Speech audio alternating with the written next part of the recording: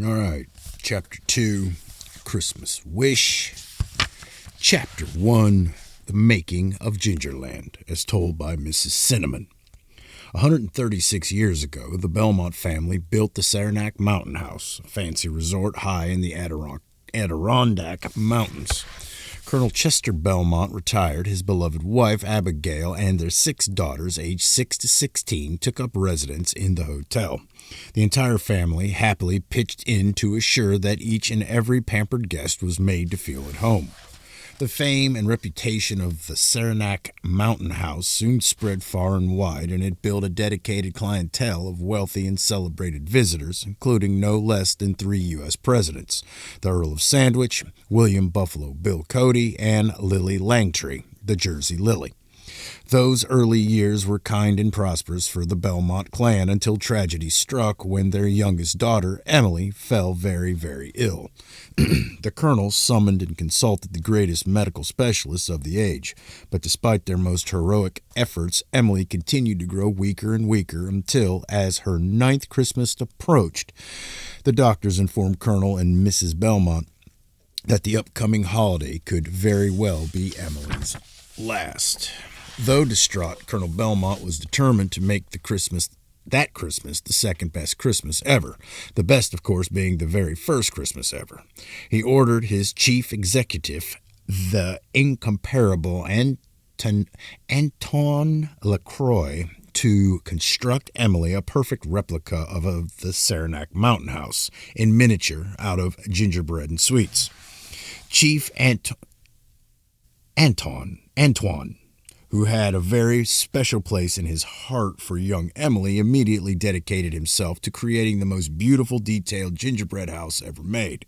He poured his heart into the project and inspired his loyal staff to do the same.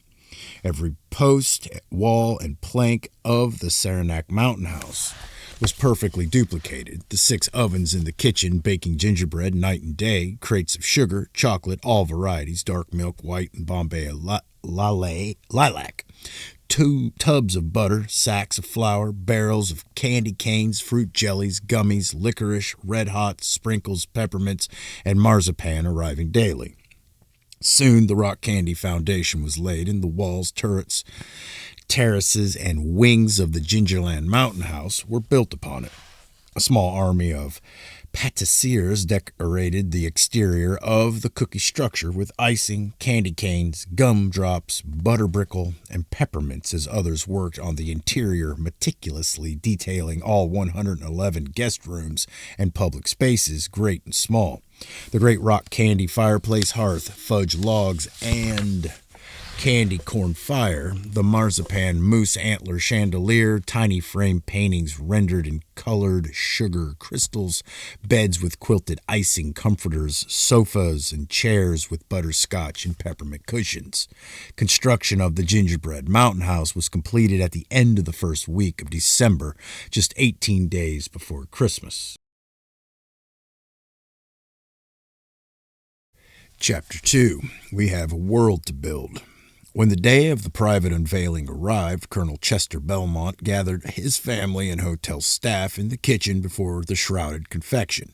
Seated in her cane-back wheelchair, frail and wan, Emily wore her favorite holiday crinoline bouffant dress with a red velvet choker embroidered with holly leaves. Colonel Belmont addressed the assembled kitchen staff. A mere 6 weeks ago, I requested the impossible from our own brilliant Chef Antoine. He and you, his loyal, diligent team of culinary artisans, have since worked day and night to make the impossible possible. Your titanic effort dedicated to our beloved youngest daughter, Emily. For this, on behalf of Emily and the Beaumont family, I offer you my deepest and most abiding gratitude. The staff applauded, embarrassed by all the attention. Emily dropped her eyes and managed a wan but precious smile. Colonel Belmont shook Chef Antoine's hand as he stepped before the veiled display. Ladies and gentlemen, said Chef Antoine, Mesdames et Messieurs, respected colleagues, it is with great honor that I present to you the Gingerland Mountain House. Chef Antoine pinched the corner of the linen sheet shrouding La Grande Confiserie, and with flamboyant clan whipped away the veil. Delighted by the confection's extraordinary beauty, the assembled family and staff suddenly burst into loud applause. Chef Antoine raised one pudgy finger, merci, merci, and now la pièce de résistance. He signaled his lead baker, Mr. Amadeus, who extinguished the kitchen lights. In the darkness, the startled crowd murmured among themselves, confused. Then suddenly, the windows of the gingerbread mountain house blazed to life, spilling beams of steady, warm light into the kitchen. The crowd gasped, oohing and awing at the delightful display. A hearty cheer rose, the kitchen crew congratulating one another for a very worthy job well done. But Chef Antoine, who had a special place in his heart for Emily, could see that his young client was completely delighted with his creation. He leaned down and softly inquired, "What is wrong, little duck?" Wait, wasn't completely delighted with his creation.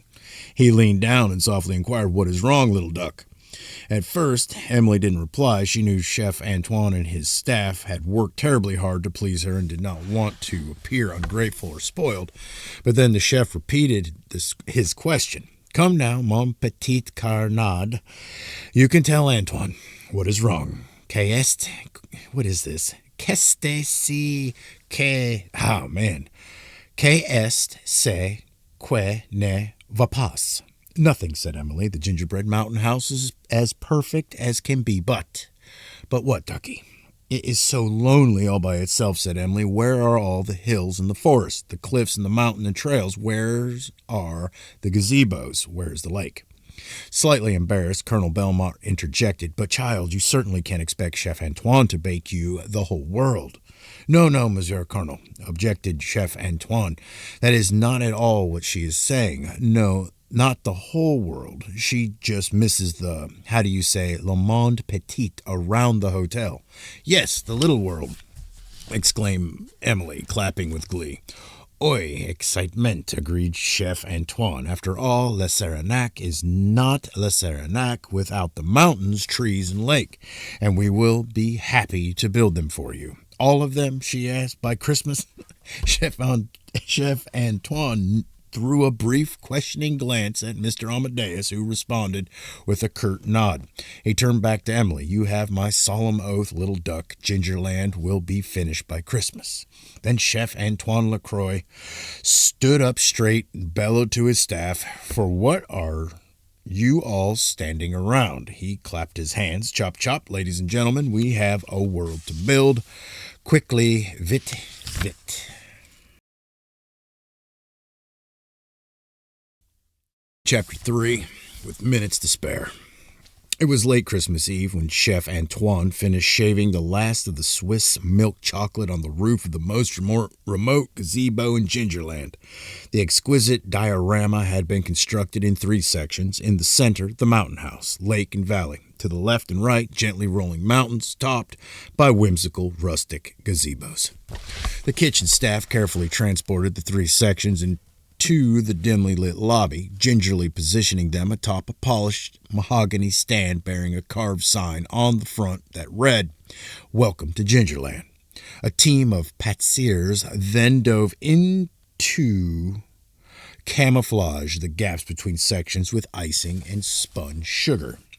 Once the confection was perfectly assembled, Chef Antoine nodded to hotel staff standing by, who immediately leapt to their tasks, some rigging a pulley and rope to the moose antler chandelier, others unfolding a broad red velvet cloth hemmed with gold braid and ermine.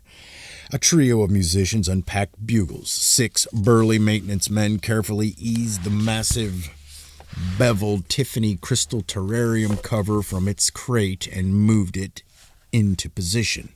Suddenly, they were rocked to a halt by the impetuously raised palm of a young baker's apprentice named Paulo Natal. "Hold on, gentlemen," he said. Then he turned and called out, pointing at the farthest gazebo on the highest hill. "Chef Antoine, the butter brickle floor on this gazebo looks a bit thin." Chef Antoine approached, screwed a jeweler's loop into one eye, and closely examined the gazebo's floor. "Oi, you are quite right, young man. Shall we replace it?" asked Paulo. Before Chef Antoine could reply, Mr. Amadeus urgently whispered, something into his ear. The master chef hastily checked his pocket watch, eyes widening. After the unveiling, he said to Paulo, then, clapping his hands, he called out to the others, they're coming, they're coming, cover it up, quickly, avec hâte. The 6 men moved quickly in with the crystal terrarium cover and locked it into place atop the display case. The brass eyelet in the center of the velvet unveiling cloth was hurriedly affixed to the rope, hauled up into place, and unfurled, covering the display. Its ermine hem had scarcely touched the carpet before the Belmont family entered the lobby, led by the colonel, who pushed the wheelchair bearing his youngest daughter. The staff was taken aback, heartbroken by the rapid decline Emily had suffered since her last visit.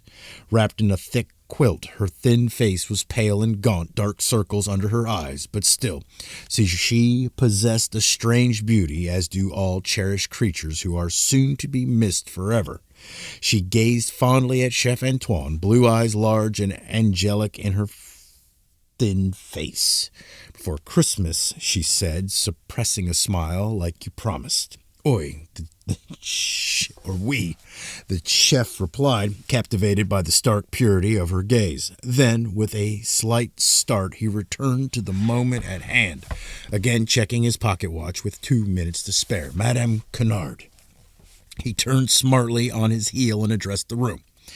"Colonel and Mrs. Belmont, dear friends and esteemed colleagues, it is my profound pleasure to present to you my greatest creation, Gingerland."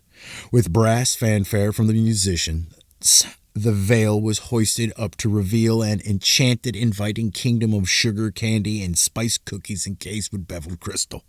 Warm light twinkled in every tiny window of the Gingerland mountain house, reflected in the polished surface of the deep blue hard candy lake, softly illuminating the hills, glades, and cliffs, the sugar plum trees, and green icing pines and inviting gazebos perched on the surrounding hills. The hotel staff, musicians, and Colonel Belmont were briefly rendered mute, utterly stunned by the scale and beauty of the work, when they exploded into applause. A few curious guests wandered from their rooms in pajamas and gowns, lining the rails of the gallery and gazing down with wonder at the magnificent holiday diorama, excitedly chatting among themselves and pointing out details. "Apologies, my dear guests," said the colonel. "Forgive this ruckus at such an uncivilized hour, but our own Chef Antoine Lacroix swore an oath to my youngest daughter Emily to complete this splendid tableau before Christmas, thus the midnight unveiling. Again, my sincere regrets for any disturbance or inconvenience. As a small measure of atonement, I invite you all to join me, my family, and my devoted staff for late-night libations, toddies, and nog." And with that, the night owls descended for an impromptu Christmas morning soiree, pressing their faces to the beveled class of the Gingerland display case, marveling at the details, the gumdrop trees, the sapphire blue lake, and, of course, the grand mountain house. Thus began the illustrious tradition of the annual midnight Christmas Eve unveiling at the historic Saranac Mountain House, wrote the decrepit society critic Ermengarde Enzo decades later on the advent of the Grand Hotel's 60th annual Gingerland Midnight Pajama Gala in 1877. A joyous annual event celebrated to commemorate this very day upon which, 60 years ago, Chef Antoine's Gingerland diorama was first presented, and hotel guests, attired in their finest pajamas, nightgowns, and slippers, rang in the Yuletide in grand style with hotel staff. And amid this loud, happy swirl of holiday revelry, Emily scrutinized Chef Antoine's masterpiece. Perplexed, something is still missing, she thought, though she knew not what. She sensed a gaze upon her and noticed a handsome young boy in the crowd holding his mother's hand. Unlike the others in the lobby, his attention was focused not on Chef Antoine's masterpiece, but upon her. She recognized the boy's mother, a statuesque blonde, a regular Christmas guest whose graceful ice skating always captured the attention of her and her sisters.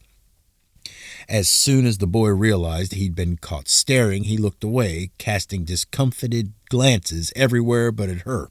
Emily smiled, charmed, and when his eyes again found hers, they shared a prolonged gaze, the boy gradually returning her smile. Suddenly, Chef Antoine was at her side. "Is it not perfect, my little duck?" inquired the ebullient Frenchman.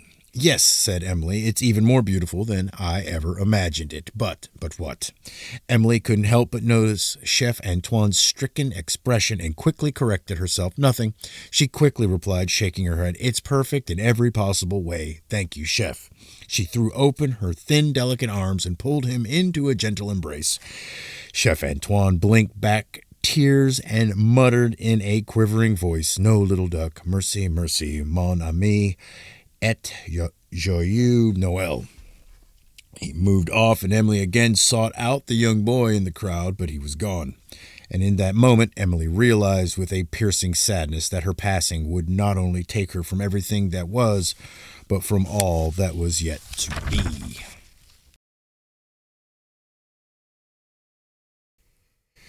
Chapter 4. You Are Loved. Later that night, as she lay in bed, Emily continued puzzling over Gingerland. There was the spectacular mountain house rendered in flawless detail. There was the lake and the valley and pine trees. There were the hiking trails and the 7 gazebos atop every snowbound hill. Yet still, there was something absent, something elemental and essential. But Emily could not imagine what it was. Eventually, she fell into a troubled sleep, brow still furrowed in consternation. It was not until the stroke of 3, as the hotel guests and staff slumbered and snored and dreamt of jolly, fat St. Nicholas presents under trees and stockings stuffed with treats, that Emily Belmont's eyes snapped open. Suddenly, and full awake, she exclaimed aloud, "I know what's missing." Emily instantly felt a pang of guilt. To even acknowledge the imperfection seemed unspeakably selfish after all the hard work Chef Antoine and his staff had done. She imagined how devastated he would be to discover he had not completely pleased her. "No," she scolded herself, deciding in that moment never to again consider the flaw, to purge it from her mind forever. Besides, it was already Christmas, and Gingerland had been installed and publicly presented in the lobby, under glass yet. The time had passed for changes, especially impossible ones. Still, she knew what was missing, and she knew it was the most important detail of all, and it was Christmas. And if every child is entitled to a single Christmas wish, how much more so was a sick little girl like Emily, who would likely not live to see another Yuletide. And so she closed her eyes very tightly and placed both hands over her heart. I wish, she said. Just then she heard a faint jingle of bells outside her window. She sat up, with some effort, managed to raise the sash for a clearer view. Strobing the walls and eaves of the mountain house, a bright white star hovered serenely over the lake against a dark winter sky. Swirling around it, a flurry of snowflakes cast a shower of drifting strays. Then, behind a whispered cadence of vast beating wings, the stars spoke in a gentle voice. "Merry Christmas, Emily Belmont," it said. "You are loved." Emily sat taller, and though it was chilly out, she was inexplicably bathed in a gentle, balmy breeze. Glowing snowflakes settled on her arms, her face, and shoulders, clinging to her hair, fading as they instantly melted into her warm, freckled skin. Meanwhile, downstairs in the grand lobby, flurries of luminous, twinkling snowflakes slipped through every gap in every door and sash, coalescing into streams, each drawn towards the Gingerland display case, seeping up under the lip of its crystal cover and swirling into a glowing tempest within, frosting the glass and growing in intensity. Bright, brighter, blinding bright, then suddenly darkness. All right, Chapter 5, the second best Christmas ever. That Christmas morning, cold dawn light streamed through the high windows of the kitchen as staff fetched potatoes, racks of eggs, and rashers of bacon. Bakers filled croissants with jams, custard, and chocolate. As he checked the inventory against the Christmas breakfast menu, Chef Antoine was in a bit of a state, nursing a headache from the late night and too many toddies. He was interrupted by Paolo Natal, who stood before him, breathless, eyes wide with astonishment. "Chef Antoine," he exclaimed, "something has happened." "What now?" he asked, a bit cross. "Come," replied Paulo. "You must see for yourself." Impatient, Chef Antoine followed Paulo out of the kitchen through the dining room where staff was busily unfurling tablecloths, arranging place settings and poinsettia centerpieces, and into the grand lobby where a large, excited, chattering crowd had gathered around Gingerland. Annoyed, Chef Antoine turned and admonished Paulo. "This is what you dragged me from my kitchen to see, a crowd of amazing guests. Bien sûr, they are amazed. It is amazing, is it not?" "It's much more than amazing, chef," replied Paulo in an urgent tone. "Come closer, look." He seized the portly Frenchman by the arm, pulling him through the thick of the crowd.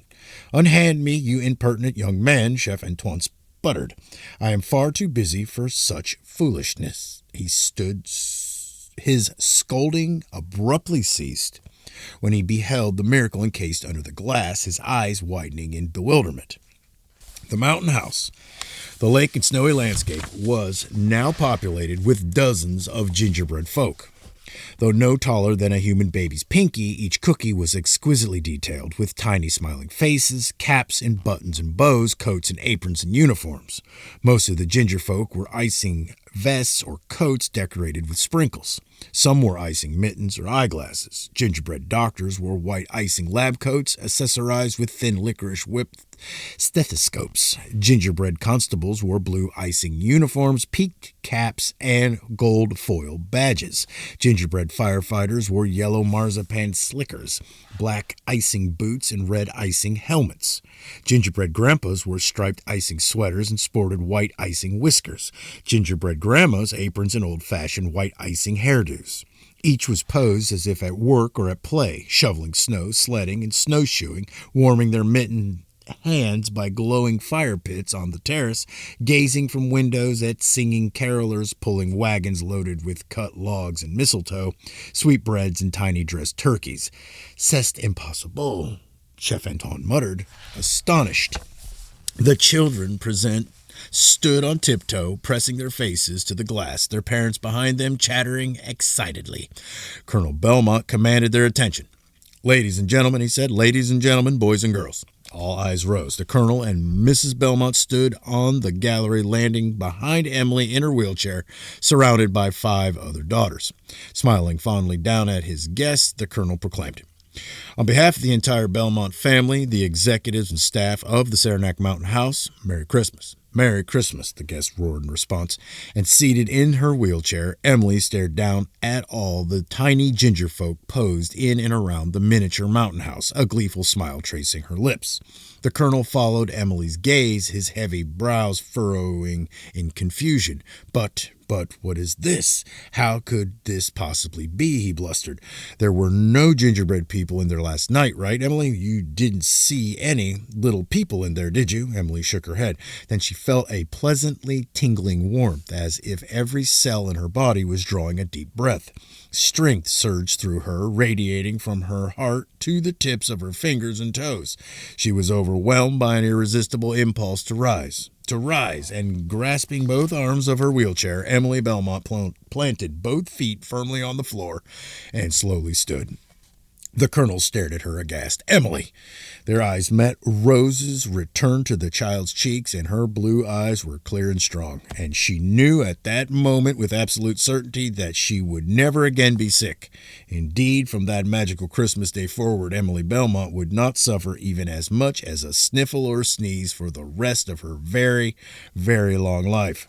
"Daddy!" she shouted, astonished, and giggling with unbridled joy, Emily Beaumont threw herself into her father's arms.